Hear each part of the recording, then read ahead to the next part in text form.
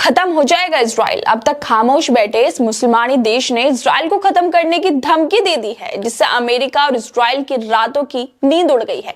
ये धमकी किसी अरब कंट्री ने नहीं दी है और ना ही इजराइल के अगेंस्ट खड़े लोगों ने, बल्कि इजराइल से महज कुछ ही किलोमीटर दूर एक ऐसे देश ने दे दी है जिसके पास ना तो ज्यादा आर्मी है और ना ही एटम पावर। लेकिन फिर भी उसने इजराइल को हिला दिया है और बोल दिया है कि तुम्हारे पास चाहे कितने भी एटम बम या न्यूक्लियर बम क्यों ना हो, हम तुमसे डरने वाले नहीं हैं। हमें पता है कि एटम और न्यूक्लियर बम की वजह से तुम धमकियां दे रहे हो, लेकिन जान लो कि तुम्हारा अंत अब करीब है। इजराइल लगातार फिलिस्तीन पर हमले कर रहा है। हजारों लोग इजराइल के हमले में मारे जा चुके हैं। कितने लोग घरों से बेघर हो गए हैं, कैंप्स में रह रहे हैं। इजराइल ने गाजा के अल-शिफा हॉस्पिटल पर भी हमला किया। अल-शिफा हॉस्पिटल में समय से पहले जो बच्चे जन्मे थे वो चीख रहे हैं। उन्हें जिस इंक्यूबेटर में रखा गया था उसकी बिजली इजराइल ने काट दी है। हथियारबंद सेना ने अस्पताल की चारों तरफ से घेराबंदी कर ली है। अस्पताल के अंदर खाने का सामान, दूध या पानी ले जाने की भी अनुमति नहीं है।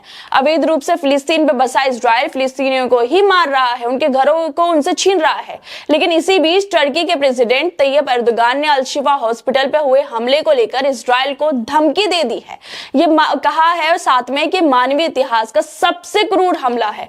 इजराइल ये सब पश्चिम देशों की मदद के सहारे कर रहा है। मैं साफ साफ कहता हूं कि इजराइल एक आतंकी देश है और जब हम इजराइल को गाजा पर हमले के लिए जिम्मेदार ठहरा रहे हैं और निंदा कर रहे हैं तो हमें ये नहीं भूलना चाहिए कि इसमें उसे किसका साथ मिल रहा है। हमें ये भी पता है कि न्यूक्लियर होने की वजह से तुम लोगों को डरा रहे हो, धमका रहे हो। तुम चाहे कितने भी एटम या न्यूक्लियर बम रख लो और जो चाहे वो कर लो, लेकिन सच्चाई ये है कि तुम्हारा अंत अब करीब है।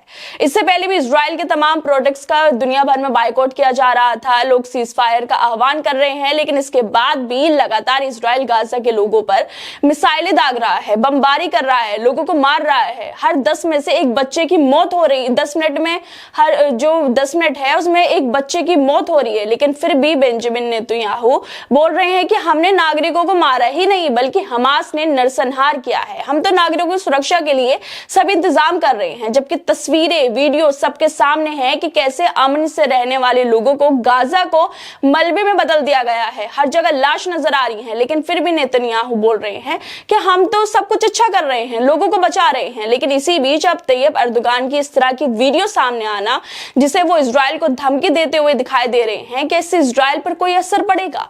क्या लगातार हमले करने वाला इजराइल अपने हमले कम कर देगा, या फिर इससे अरब देशों पर कोई फर्क पड़ेगा, या फिर अरब देश फिलिस्तीन के सपोर्ट में अब खुलकर सामने आ जाएंगे? खैर, आप लोगों को क्या लगता है इस मुद्दे पर? हमें अपनी राय जरूर दें और बाकी तमाम खबरों को देखने के लिए जुड़े रहिए हमारे साथ।